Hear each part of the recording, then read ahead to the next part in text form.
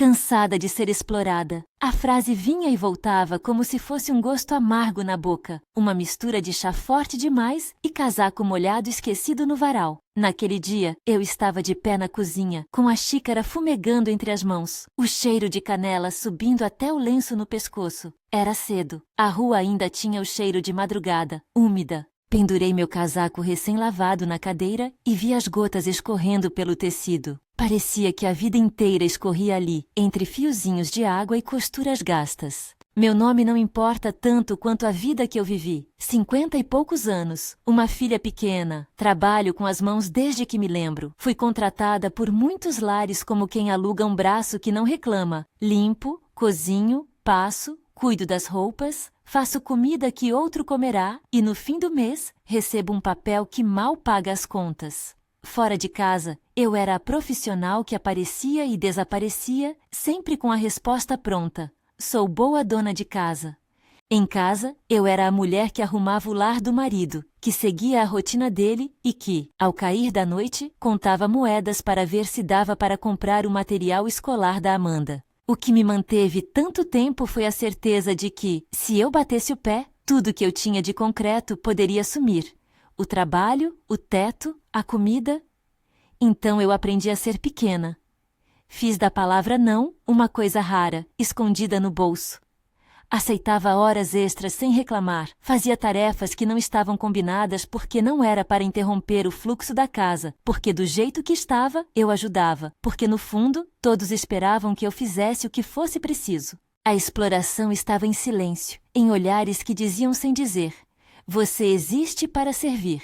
Houve manhãs em que cheguei na casa da patroa, ainda com a roupa que dormi. Fui direto ao tanque para tirar o cheiro de lenha antes de passar café. Fui recebida com um sorriso que parecia elogio e que, na verdade, me empurrava mais a fundo na roda. Como você nos salva se não fosse você? E eu sorria.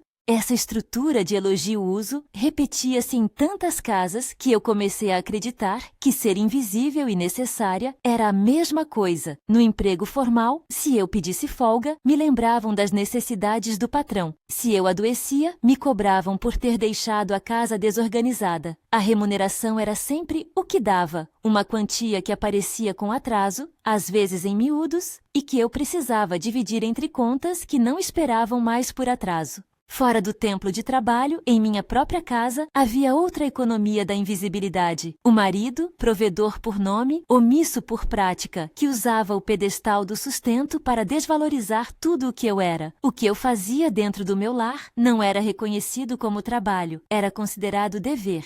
No fundo, tanto o patrão quanto meu marido tratavam meu tempo e minha força como recursos que podiam ser usados sem consulta. Lembro bem de um dia em que terminei de passar a pilha de camisas e, ao guardá-las, vi a dobra perfeita que eu havia feito 1000 vezes e pensei: quem vê isso como trabalho?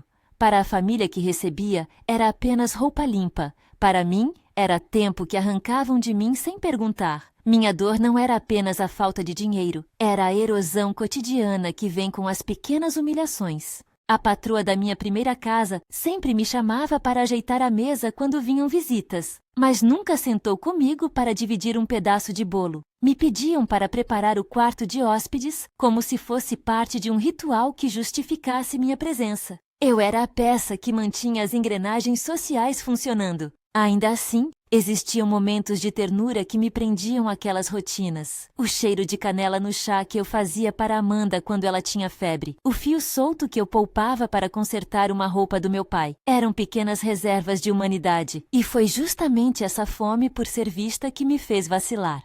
Ricardo morava no prédio do lado, mais novo que eu, vizinho simpático, com um olhar que demorava nos meus sovacos. Não no sentido vulgar, mas no sentido de perceber uma costura bem feita, um detalhe que eu mesmo via e que ninguém mais notava. Ele começou com elogios ao meu trabalho na feira.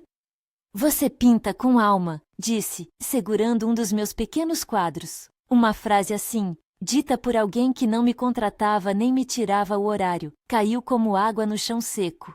Havia ali um reconhecimento que eu não encontrava no emprego formal nem em casa. Não era só sobre o quadro, era sobre ser tratada como pessoa, não como serviço. No começo, as conversas com Ricardo eram apenas palavras que enchiam um espaço que, até então, eu acreditava ser meu dever preencher. Tomávamos café, ele me ouvia falar sobre costura, sobre como a patroa me pedia para costurar almofadas fora do combinado e não pagava por isso. Ele olhava e dizia: "Isso tem preço, sabia?" E de fato tinha. Mas naquelas mesas de esquina, meu preço parecia invisível para os outros e, curiosamente, mais visível para ele. A carência e a necessidade de reconhecimento foram abrindo frestas. Não escrevo isto para me justificar. Escrevo para dizer como se chega a escolhas que, vistas de fora, parecem óbvias e por dentro são urgências. O que começou como atenção foi virando afeto em silêncio. Mensagens trocadas no intervalo entre um trabalho e outro. Palavras de carinho que eu não recebia em casa. Lembranças de que meu nome poderia ser pronunciado com desejo e não com ordens. Ricardo falou em mudança e eu, cansada da monotonia de "faça isso, faça aquilo", ouvi promessas como quem tenta achar um porto em noite de tempestade. Ele não ofereceu fortuna, ofereceu reconhecimento. E por um tempo, para mim, aquilo foi suficiente para pensar em alternativa. Lembro de um domingo chuvoso, eu com o casaco molhado pendurado no varal, ele me dizendo que poderíamos sair e começar de novo. A imagem ficou na minha cabeça. Eu e Amanda em outro lugar, com menos papéis a nos prender. Pela primeira vez em anos, imaginei a liberdade. Mas a vida raramente dá planos sem custo. Antes que eu pudesse aprofundar qualquer projeto, as mensagens apareceram de maneira crua. O marido abriu meu celular. Não foi uma busca sutil. Foi um gesto frio de quem se sentiu traído. E a descoberta virou conversa de escada. Quem trabalha com a casa dos outros sabe como o rumor se espalha. Vizinhas que trocam olhares no elevador. Portas que desabam palavras. A igreja onde eu cantava que começou a me olhar como se eu tivesse quebrado algo irreparável. A exposição pública foi um parto de vergonha. Descobri que, quando a vida de uma mulher se desnuda, há quem se apresse em julgar e há quem a atenda. Eu tive os dois. No dia em que ele gritou meu nome no meio da rua, senti as pessoas se afastarem como se eu fosse uma mancha. Amanda correu para mim, com os olhinhos molhados, e eu tive que responder por algo que, em parte, existia também porque eu tinha sido invisível por tantos anos. Não usei essa circunstância para me inventar vítima. Reconheci meu erro. Mas também sabia que meu erro não justificava o sentimento de ser reduzida a uma coisa que podia ser jogada fora. O público escolheu uma versão simples da história. Eu, que ouvi elogios demais, saí à procura de atenção. Ele, o provedor, passou a história pela peneira da honra. E a comunidade, rápida em rotular, escolheu a narrativa que cabia melhor na língua. O burburinho teve efeitos práticos. No emprego doméstico, a confiança foi cortada pela metade. Patrões com quem eu trabalhava começaram a me olhar com reserva, como quem teme que o escândalo possa respingar no seu lar. Alguns me telefonaram para perguntar com delicadeza fingida se eu estava bem. Outros simplesmente me dispensaram, sem falar em contrato, sem dar explicações que pudessem ser discutidas. Em casa, o marido fechou a porta para conversas. Houve uma divisão de papéis que virou uma divisão de bens. Roupa para ele, roupa para mim, espaço para ele, espaço para mim. Papéis, perguntas sobre contas, divisão de coisas que haviam sido compradas com um esforço que eu também tinha feito. Isso doeu. A humilhação pública ficou, e junto veio a urgência de proteger Amanda. Ela era o centro da minha vida desde que nasceu. Tudo que eu tinha era para ela e por ela. Agora, a necessidade de mantê-la segura me obrigava a fazer escolhas práticas, rápidas, que nem sempre me agradavam. Eu me vi com dois caminhos à frente: partir com uma promessa de fuga, com alguém que me dizia que poderíamos recomeçar em outro lugar, ou ficar e buscar autonomia, começar a traçar um plano que dependesse só de mim. A ideia de ir embora sozinha, improvisando uma vida com o que eu tinha nas mãos, parecia romântica nas conversas com Ricardo, mas a realidade era diferente. A Amanda tinha escola, amigos, a escola de manhã, o médico, os horários. Além disso, senti, com uma clareza cortante, que fugir não apagaria o que eu carregava.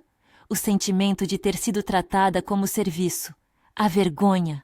A necessidade de me sustentar sem depender de um elogio. Precisei decidir sem pressa, numa pressa que só as mulheres com filhos conhecem. Foi então que apareceu Dona Rita. Era uma amiga de rua, aquela que segura seu braço quando você tropeça. Dona Rita tinha um olhar prático e mãos que sempre traziam comida numa tigela de alumínio. Ela me viu naquela fragilidade e não me perguntou por que eu havia errado. Ofereceu-se para me ajudar a abrir uma conta bancária. Ela me levou a uma agência com gestos simples. "Vamos botar seu nome em ordem", disse. No banco, olhei para as cédulas e pensei em como, antes, o dinheiro passava pelas minhas mãos como quem faz um serviço invisível. Agora, eu teria uma conta onde poderia mandar as pequenas economias, etiquetas com meu nome, o registro de que eu não era apenas uma provedora para os outros, mas também para mim. Os primeiros passos foram pequenos e concretos. Abri um caderno amarelo onde escrevi, com a letra que minha mãe me ensinou, a primeira meta. Amanda, material escolar.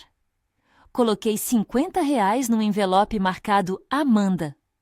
Contar aquelas moedas foi como costurar um botão no casaco de uma nova vida. Demorado, preciso e necessário. Fiz uma planilha meio rascunhada com entradas e saídas, sabendo que talvez não seria suficiente, mas já era um começo. Comecei a procurar cursos na secretaria da igreja, aqueles de costura e de pintura que prometiam uma renda extra nos finais de semana. Era muito prático. Se eu vendesse um quadro, eu mesma receberia o valor. Se eu consertasse uma roupa, eu poderia cobrar por meu tempo. No trabalho, comecei a ser mais firme. Aprendi a dizer que aquilo, se é que chamamos aquilo de aprender, era negociação. Não era só sobre amor próprio, era sobre sobrevivência. Passei a anotar o que fazia que não estava combinado. As horas que levava mais, as roupas que eu costurava por fora. As vezes em que trazia as crianças das patroas para casa porque é só um instante. Coloquei preço nas coisas. Não era ostentação, era reconhecimento de que meu tempo tinha valor.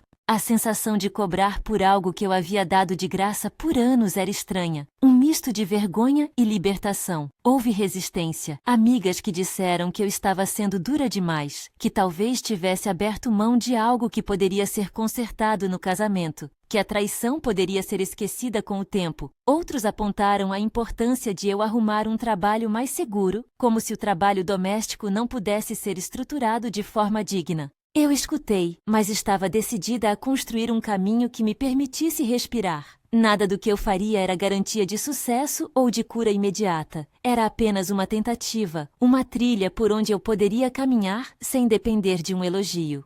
Amanda, que tinha olhos de gente miúda e curiosa, me acompanhava. Eu expliquei o básico. Precisamos de uma conta, precisamos poupar, precisamos achar um espaço para vender meus quadros. Ela pegava os panfletos que eu fazia com letras grandes e coloridas e colava no muro da pracinha, orgulhosa. Em casa, eu virei responsável pelas decisões práticas. O marido parecia ter se aninhado atrás de silêncio e burocracia. Ele não era vilão exemplar, era mais um homem que apertou os lábios e virou o rosto para não ver.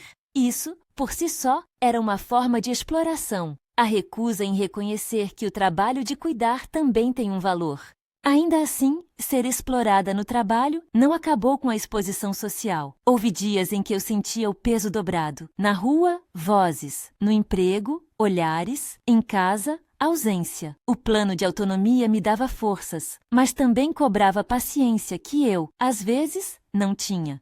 A urgência de pagar uma conta, a necessidade de levar Amanda ao dentista, a busca por alguém que aceitaria me ensinar a transformar um pedaço de tecido em renda, tudo isso me lembrava que a reconstrução era feita de muitos pequenos atos, e não de um gesto grandioso. Houve nesse tempo uma feira de bairro que mudou minha perspectiva. Levei alguns pequenos quadros e alguns panos bordados. Fiquei ao lado da banca, com as mãos sujas de tinta, observando as pessoas passarem. Ao meio-dia, um homem parou, olhou os quadros e perguntou o preço. Eu disse sem enfeite: "Esse aqui custa X, é meu trabalho." Ele pagou, sorriu e me deu um elogio que doía por ser tão raro. Amanda estava do meu lado, contando as cédulas como se fossem troféus. Foi a primeira vez em anos que vi o reconhecimento virar dinheiro de verdade nas minhas mãos e não apenas um elogio que se evaporava. Era literal. Alguém pagara pelo meu trabalho, e aquele pagamento me dizia que eu não precisava ser invisível.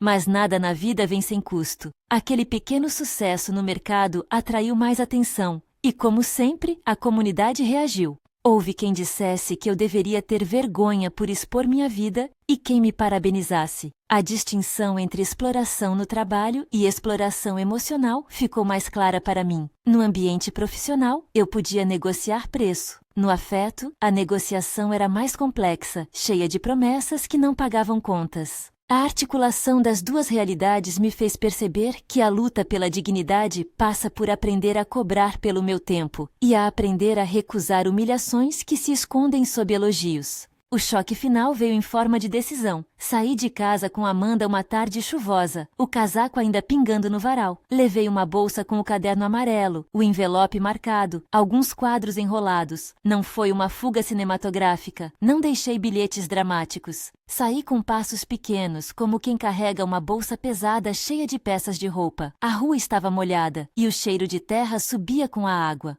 Olhei para trás uma vez, para a janela onde sabia que alguém estaria observando, e depois virei à esquina. Enquanto caminhávamos, senti um nó na garganta e, ao mesmo tempo, uma clareza que eu não tinha antes. Por muito tempo, eu fui tratada como serviço, seja por empregadores que pagavam pouco e exigiam muito, seja por quem me tinha por perto e esperava que eu resolvesse tudo, cansada de ser explorada. A frase já não soava apenas como um desabafo, era um comando. Era a ordem para começar a fazer diferente, ainda que fosse aos trancos.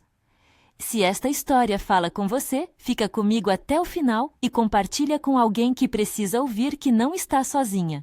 Saímos debaixo da chuva e fomos direto para a casa de Dona Rita. Ela nos recebeu com uma sopa simples e um olhar sem julgamentos. Colocou Amanda para o colo e, enquanto eu falava do plano de abrir uma banca de vez em quando e de procurar cursos que me ensinassem a transformar as costuras em renda, ela me trouxe um pedaço de pano antigo. Guardou a sua mão, disse, e eu percebi que minha mão guardava mais que trabalho. Guardava aprendizados, memórias, força. Naquela noite, antes de dormir em outra casa, contei as moedas do envelope a Amanda mais uma vez. Elas não eram muito, mas eram nossas. O casaco pendurado no banheiro secava devagar, e eu senti cada gota como um pequeno bilhete dizendo: siga em frente. Havia medo, claro, do desemprego, da falta de um lar definitivo, da fala da vizinhança. Mas também havia uma nova regra que eu começava a respeitar. Não me tornaria mais um recurso descartável. Aprenderia a cobrar por meu tempo.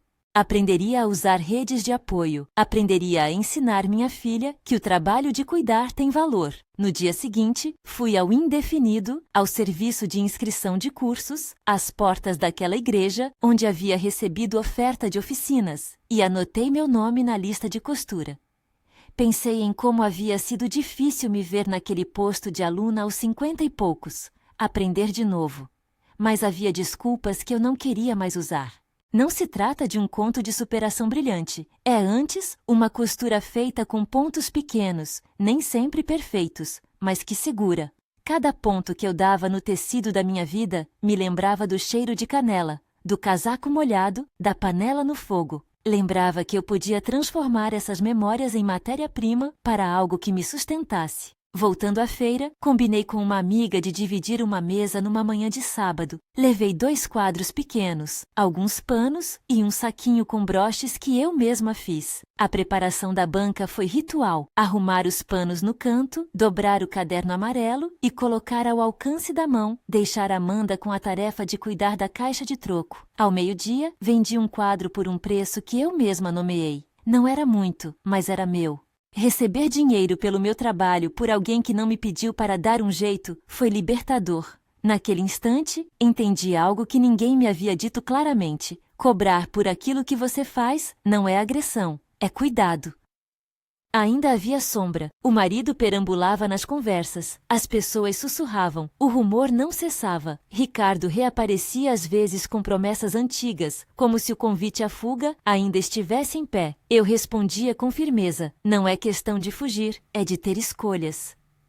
Ele não entendia completamente, ou talvez entendesse demasiado e preferisse as promessas fáceis. Preferi ficar com as futuras garantias de um caderno amarelo com o nome de Amanda escrito com letra torta, as promessas. Há coisas que não consigo dizer com simplicidade. O nó no estômago quando vejo uma pilha de roupas para passar e penso no tempo que isso levará. A vergonha que ainda insiste em surgir quando ouço um comentário maldoso. Mas também há coisas que eu digo alto. A alegria de ver Amanda contar as moedas. O respeito nos olhos de uma cliente que volta para comprar outro pano. A mão de Dona Rita segurando a minha quando saí do banco com o cartão novo. A vida de quem trabalha com a casa dos outros é feita de uma dupla jornada. É o cuidado que começa cedo e termina tarde. É o peso de ser invisível e a coragem de aprender a se reconhecer. Estou cansada de ser explorada, não só como frase, mas como modo de vida que eu quero desmontar. E desmontar exige passos práticos. Anotar horas, cobrar por fora o que faço além do combinado, procurar cursos, abrir conta, buscar apoio na vizinhança e em quem nos quer ver de pé. Hoje, enquanto escrevo estas linhas em um caderno emprestado num quarto que não é definitivamente meu, imagino a próxima manhã, minha banca, o cheiro de tinta, Amanda correndo entre as barracas. Sei que há muito pela frente. Sei que a comunidade pode ser tanto juízo quanto apoio. Sei que muitos dias serão difíceis, mas aprendi, devagar, que pedir ajuda não é fraqueza, é estratégia. E quando penso no título que costumam perguntar para mim, repito, cansada de ser explorada, não apenas de ser usada, mas de ser reduzida. Essa é minha verdade. Não peço que me entendam totalmente. Peço que me vejam como mulher que trabalha, que erra, que aprende e que está construindo um caminho para dar a Amanda não só casa, mas exemplo. A chuva daquela tarde havia lavado algo, não todo o peso, mas parte da sujeira que se acumulava em mim. Ainda havia passos a dar. Conseguir um contrato registrado em algum trabalho que me desse segurança, talvez procurar uma advogada para saber meus direitos como trabalhadora doméstica, talvez começar a escutar um profissional que me ajudasse a organizar esse turbilhão de sentimentos. Mas essas eram decisões para outro dia, porque por enquanto eu precisava acordar cedo e costurar. Precisava transformar o que era invisível em visível. Precisava, sobretudo, ensinar minha filha que o valor do trabalho não é medido só pelo quanto alguém paga, mas também pelo respeito que se conquista ao cuidar de si. Naquele fim de tarde que nos viu sair de casa com um casaco ainda pingando, eu coloquei Amanda no colo e disse o que podia. Vamos, minha filha, vamos ver o que podemos fazer juntas. Ela sorriu, e naquele sorriso cabia esperança. Ainda estou aprendendo a curvar menos a espinha, a contar menos desculpas e a costurar mais possibilidades. O resto da história ficou por escrever, e eu sei que terá dias bons e ruins. Mas pela primeira vez em muito tempo, sinto que não volto a ser apenas serviço. Sinto que posso, aos poucos, ser trabalho digno e vida própria. Os meses que se seguiram foram costurados com atos aparentemente mínimos, cada um carregando um peso que eu antes não percebia. Havia manhãs em que eu acordava com a sensação de que ainda faltava ar, como se a cidade tivesse comprimido tudo em volta do meu peito. Outras vezes, acordava com a certeza de que precisava ir à feira, precisava dobrar panos, precisa vender pelo menos um quadro para que a semana não entrasse no vermelho.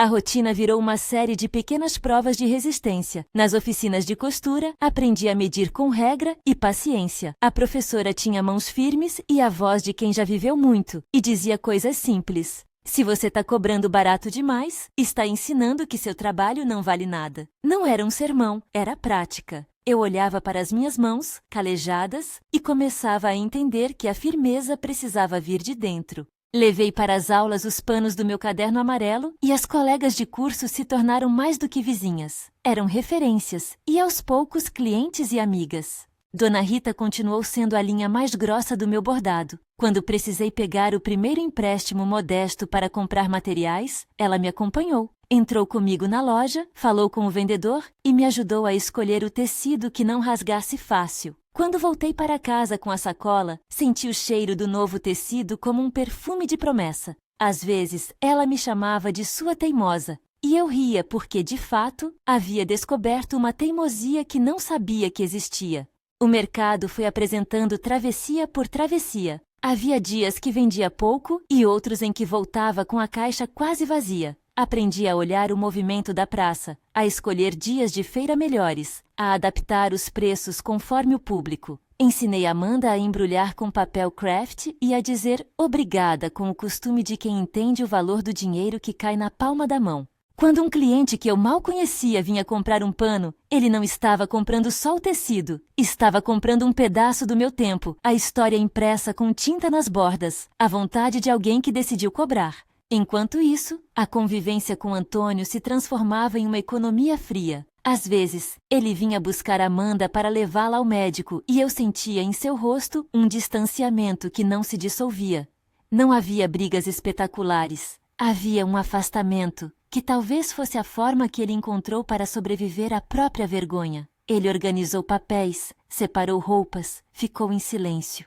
A separação, quando aconteceu de forma prática, trouxe consigo uma sensação de perda que eu não havia previsto. Não senti alívio como se fosse uma grande vitória, senti o peso de reorganizar tudo sozinha. Quando veio o diagnóstico, minha vida dobrou em 2 colunas. Não havia só trabalho e filhos. Agora, havia consultas, resultados e um vocabulário novo que me soava estrangeiro. Oncologista, quimioterapia, infusão. O nome da doença veio com uma frieza que me bateu no peito como vento de inverno. Lembro do cheiro do corredor do hospital, um óxido suave de desinfetante e café frio. Sentei numa cadeira plástica com o caderno amarelo apoiado no colo e escrevi com a letra que já conheciam os passos práticos que precisava dar. Não virei de repente alguém que aceita tudo com fé cega. Fui alguém que entendeu que precisava de apoio técnico e humano. Confesso que a notícia me deixou atordoada. Houve noites em que chorei até dormir e manhãs em que me obriguei a costurar como se a rotina fosse um remédio. Amanda via a minha perda de força e me segurava a mão como quem segura a vida de ambas. Não posso dizer que o diagnóstico me fez imediatamente mais forte. O que aconteceu foi que me reorganizei. Chamei Dona Rita, expliquei o que a médica havia dito, e entre uma xícara de chá e outra, ela já sabia o que fazer. Procurar o grupo de apoio, anotar quais eram os direitos, marcar consultas com o assistente social do hospital. Esses gestos práticos foram um alívio. Mostraram que havia redes reais, mãos dispostas a segurar a minha. As sessões de quimioterapia foram um território novo. No começo, me assustaram as mudanças no corpo. O cansaço que chegava como uma maré, a sensação de que a energia era racionada, o cabelo que começou a cair aos poucos, como se a memória do meu rosto estivesse sendo lavada. Havia medo, claro. Havia também pequenos rituais que me ajudaram a atravessar. Um lenço escolhido com carinho, a visita de uma vizinha que trazia caldo quente, a canção que Amanda cantava no quarto com voz fina.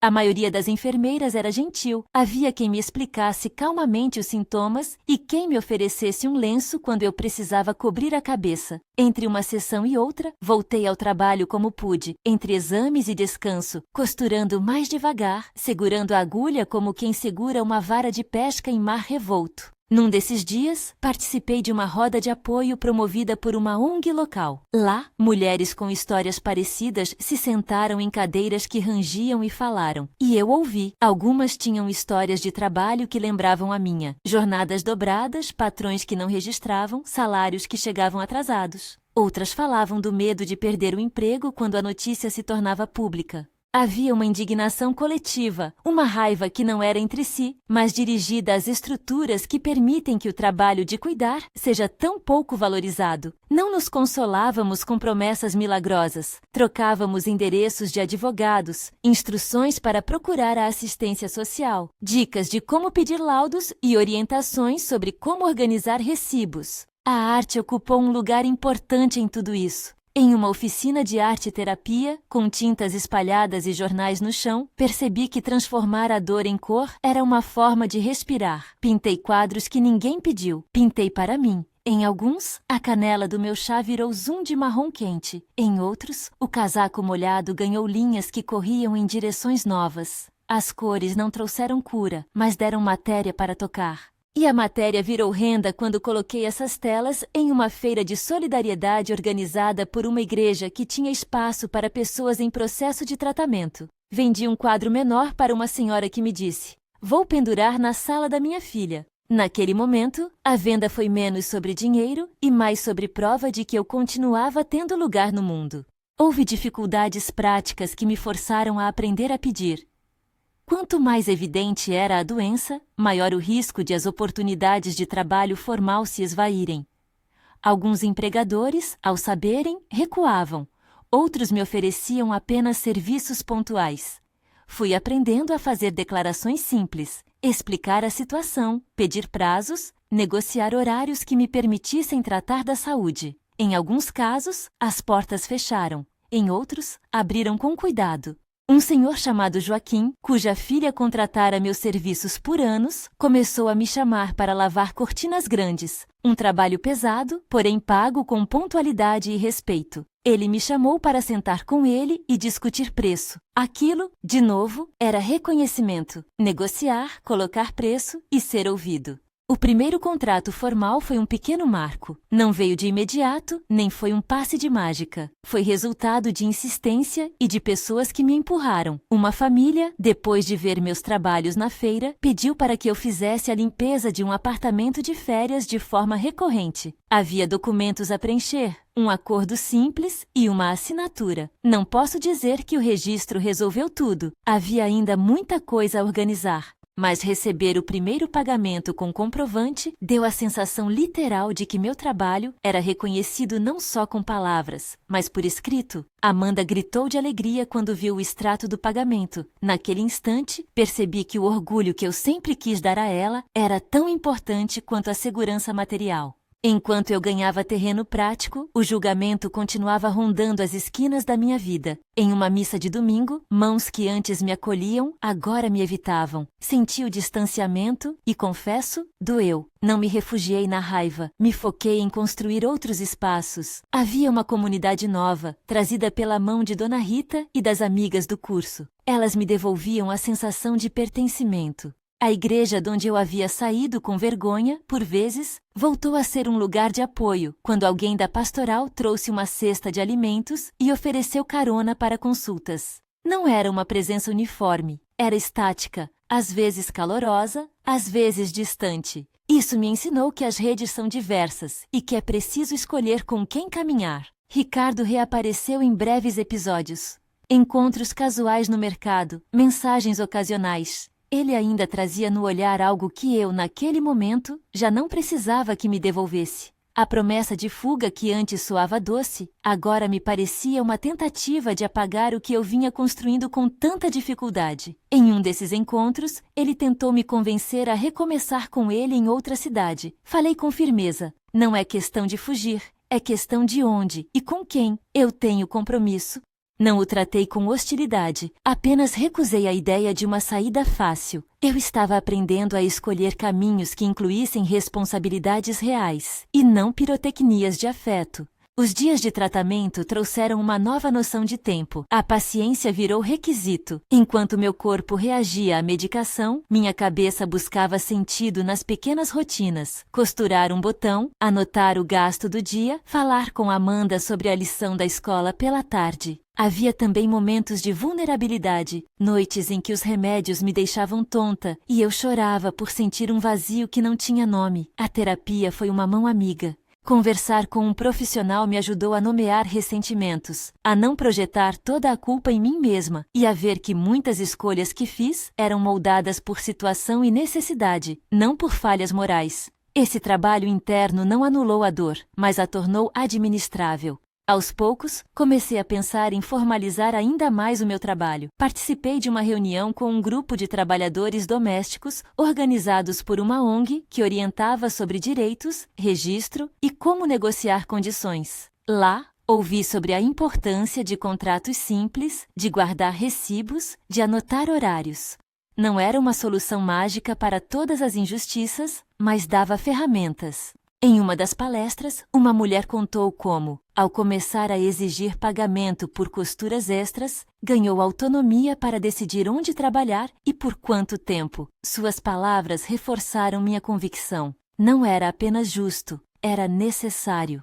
A economia doméstica mudou com os pequenos acertos. O caderno amarelo virou uma espécie de mapa. Pus no papel objetivos mensurados. Pagar a escola, comprar o material escolar, guardar um pequeno fundo para emergência. Coloquei alarmes para poupar e aprendi a transformar cada venda em um passo. Não era acumular por acumular, Era ensinar Amanda que as escolhas são feitas com passos conscientes. Algumas semanas foram de festa, vendia mais, sobrava para um bônus. Outras foram de contenção. Eu cortava um gasto supérfluo, adiava um concerto. A disciplina não era rígida nem perfeita, mas dava sentido. Houve também pessoas que estenderam a mão sem esperar crédito. Uma nutricionista voluntária, ligada a uma ONG hospitalar, veio me explicar como adaptar a alimentação para lidar com os efeitos colaterais. Outra vez, uma costureira da vizinhança ofereceu uma máquina para emprestar por um fim de semana quando precisava terminar encomendas. Esses gestos, pequenos e concretos, me diziam que solidariedade existe e que, muitas vezes, ela se faz presente em coisas práticas, empréstimos, caronas, tempo. Quando o cabelo começou a cair mais intensamente, cortei o pouco que sobrava e comprei lenços. Amanda ajudou a escolher estampas coloridas. Em frente ao espelho, com um lenço novo, senti que perder fios não me tornava menos mulher, apenas me colocava numa fase nova. Alguns dias eram de vergonha, outros de libertação. Não vou dizer que não senti dor. A perda física mexe com a identidade, com a ideia que temos de nós mesmas. Mas manter o rosto limpo, o caderno amarelo por perto e a banca organizada me dava um eixo. A vida, mesmo no meio do tratamento, continuava sendo feita de pequenos atos que somados me sustentavam. O primeiro pagamento de carteira assinada veio alguns meses depois e foi, de novo, uma questão de reconhecimento formal. Não se tratou de um gigantesco aumento ou de segurança eterna. Foi um passo. Receber um contra-cheque, ver meu nome ali, deu um peso de realidade que eu nunca mais esqueci. Não me tornei invulnerável com isso. Continuei vulnerável, mas havia um alívio concreto, um registro que poderia ajudar em outros momentos, como ao procurar empréstimos menores com juros mais baixos, ou mesmo ao comprovar renda em algum órgão que pedisse. O processo de assinar e carimbar documentos me fez sentir adulta de outro modo, não apenas por sustentar minha filha, mas por ocupar um lugar numa economia que antes parecia sempre atravessada por olhares que achavam natural que eu trabalhasse de graça. Em uma tarde de sábado, vendi um quadro grande, daqueles que eu guardava para ocasiões especiais. A cliente, uma jovem professora, disse que o quadro lhe lembrava a casa onde cresceu e que queria convidar os alunos a conversarem sobre arte com ele. Ao aceitar o pagamento e embalar a obra, senti a voz de alguém que sempre precisou de validação dizer: não era só minha dor, era história para outras pessoas, e elas agora entram nessa história. Amanda novamente acompanhou a venda.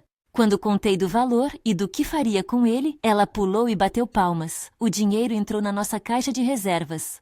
O reconhecimento pintou um quadro mais amplo na minha vida. Com o tempo, a estética que eu desenvolvia em quadros e panos virou uma pequena marca. Comecei a fazer encomendas específicas, um pano de cozinha com tons terrosos, um quadro para a sala, um broche com motivos florais. Estabeleci prazos honestos e aprendi a negociar. A vida de quem cobra pelo trabalho é também a vida de quem aprende a lidar com expectativas e prazos. Nem tudo deu certo. Houve erros de medida, clientes que reclamaram, manhãs em que a ansiedade me fazia perder o ponto. Mas eu também aprendi a reparar e a comunicar. As relações com a comunidade foram se redefinindo. Alguns vizinhos que antes cochichavam voltaram a cumprimentar. Outros mantiveram reservas. Aprendi a aceitar que não poderia agradar a todos. Em uma reunião de pais na escola da Amanda, encontrei olhares que anos antes haviam sido acolhedores e que agora eram neutros. Não pedi reconhecimento ali. Estava ocupada demais com tarefas concretas. Conversar com a professora sobre o atraso da mensalidade e pedir orientações para programas sociais que pudessem ajudar temporariamente. Quanto ao marido, a relação se estabilizou em termos práticos. Houve divisão de itens, conversas sobre contas e a acomodação de novas rotinas. Ele continuou sendo provedor em certos aspectos, mas a omissão que antes havia sido disfarçada sob o verniz do sustento, agora mostrava uma distância que eu não aceitava como única alternativa. Não quero transformar a história em acusação pessoal. Cada um carrega suas razões e falhas. O que eu precisava, sobretudo, era me proteger e proteger Amanda. E isso me obrigou a delimitar espaços. Houve momentos de ternura inesperada. Em uma madrugada chuvosa, quando voltei de uma sessão de exames, encontrei uma vizinha na escada com uma marmita. Ela me ofereceu sem grandes palavras. Tome, sei que volta depois dos exames. Foi um gesto simples, carregado de humanidade. Aprendi que a solidariedade muitas vezes é comida compartilhada, carona oferecida, palavras que não julgam. O ponto alto da reconstrução veio de forma silenciosa, como a maioria das coisas que realmente mudam a vida. Em uma manhã ensolarada, fui à feira não só como expositora, mas como pessoa que tinha algo a mostrar e que também sabia nomear o preço. Uma senhora parou, pegou um pano, olhou de perto e pagou um valor que para mim representava horas de trabalho e dedicação. Ao entregar o dinheiro à caixa, respirei fundo. Amanda, que estava ao meu lado, me abraçou e disse: "Mamãe, você é boa nisso." A simples frase inteira me atravessou. Era orgulho e reconhecimento vindo de alguém que mais importava para mim do que qualquer julgamento externo. No mesmo ano, fui convidada a participar de uma coletiva de arte local voltada a mulheres que passavam por tratamentos de saúde. Expor meus quadros ao lado de outras histórias me deu uma dimensão de comunidade artística que eu pouco imaginava. Vi telas de mulheres que traduziram dor em cor, medo em traço e esperança em formas. Sentar naquele espaço, conversar com outras artistas, vender uma peça para alguém que via minha história numa vitrine de loja, tudo isso foi construção. Não era redenção, nem absoluto. Era trabalho que rendia reconhecimento e renda.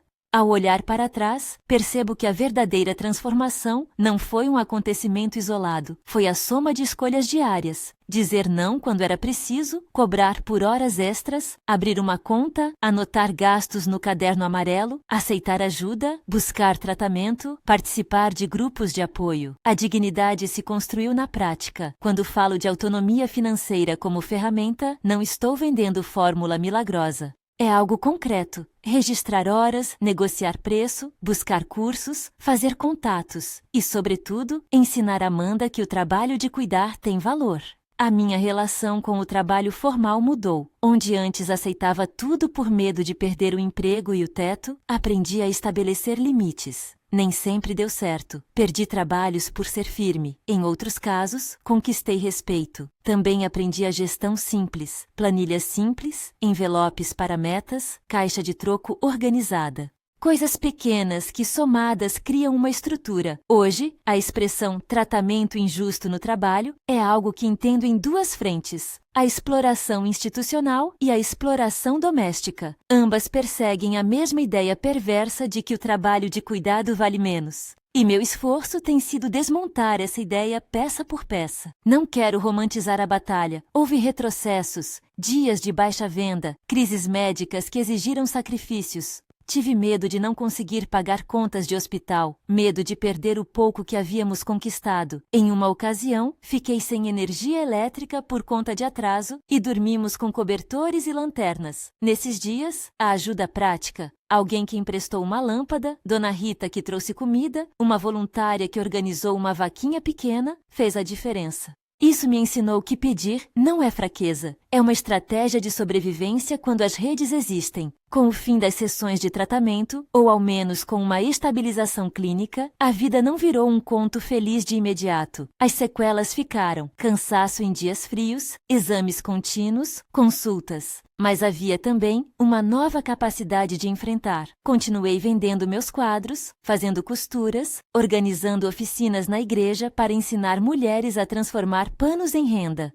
Ensinar virou parte da cura. Dividir o que aprendi, ouvir outras histórias e juntas traçar rotas de recuperação. Uma das coisas que me trouxe maior alegria foi ver Amanda crescer com aquilo que eu sempre quis: autonomia e afeto. Em uma manhã de escola, ela me mostrou um dever e disse com seriedade de quem já entende o mundo: "Mamãe, eu sei que você trabalha duro e eu quero ajudar." Ela me ajudava nas embalagens, contava o dinheiro e, aos poucos, começou a economizar para comprar um caderno bonito. O orgulho que senti não era por mim, era por ela, por ter aprendido que o trabalho é digno, que ser cuidada não significa ser subjugada, que pedir ajuda é inteligente e que o respeito se conquista com limites. Quando olho para a imagem do casaco molhado no varal, já não a vejo apenas como um bilhete de desespero. Vejo também como ponto de virada. A canela no chá ainda me conforta quando as noites ficam pesadas. O caderno amarelo fica guardado com carinho. E o casaco, bem cuidado, me lembra que a vida se molha às vezes, mas que secar é um trabalho contínuo e que não precisamos secar sozinhas.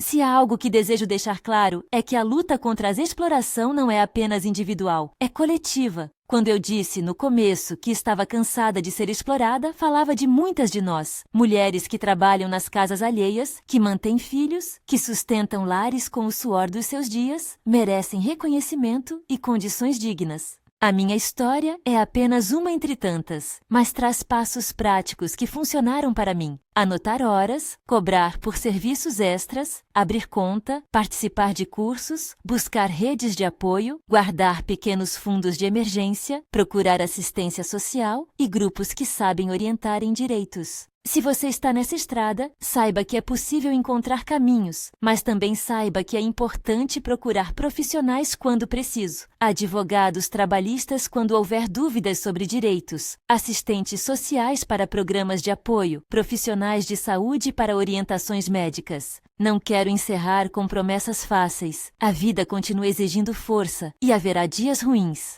mas também quero dizer que há pessoas que estendem as mãos e que a dignidade se reconstrói em ações. Aprendi a me reconhecer como trabalho e pessoa, a exigir respeito sem perder a ternura, a ensinar minha filha que o valor de alguém não está apenas no que dá aos outros, mas também no que guarda para si. Se você ouviu esta história até aqui e se ela tocou algo dentro de você, não hesite em procurar ajuda. Procure um grupo de apoio na sua cidade, busque cursos na secretaria municipal, converse com um assistente social do hospital, procure ONGs que orientam trabalhadores domésticos. E se puder, compartilhe esta narrativa com alguém que talvez esteja se sentindo sozinha. Às vezes, a diferença entre continuar iguais e começar a mudar é saber que há mãos prontas para segurar a nossa. Hoje, quando passa uma senhora na feira e me reconhece, ou quando uma cliente volta para comprar outro pano, sinto um gosto de canela na língua que é doce e amargo ao mesmo tempo. Doce por ter recebido justiça pelo meu trabalho, amargo por lembrar de tudo o que foi necessário para conquistar isso. A vida segue, com humor e cansaço, mas com escolhas mais claras. Continuo reconstruindo, costurando, tratando da saúde e, sobretudo, ensinando Amanda que existir por inteiro é um trabalho diário. Se esta história falou com você, compartilhe com alguém que precise ouvir que não está sozinha. Procure ajuda quando necessário e não tenha vergonha de exigir respeito pelo seu trabalho. A dignidade também se aprende com pequenos gestos. Um preço justo, um contrato assinado, uma palavra de apoio. E quando a comunidade se une em prática, quando as mãos se estendem em ajuda concreta, a exploração perde força. Eu ainda conto minhas moedas, ainda tenho dias difíceis, mas agora sei que a palavra cansada pode ser o começo de um movimento, e não apenas uma sentença.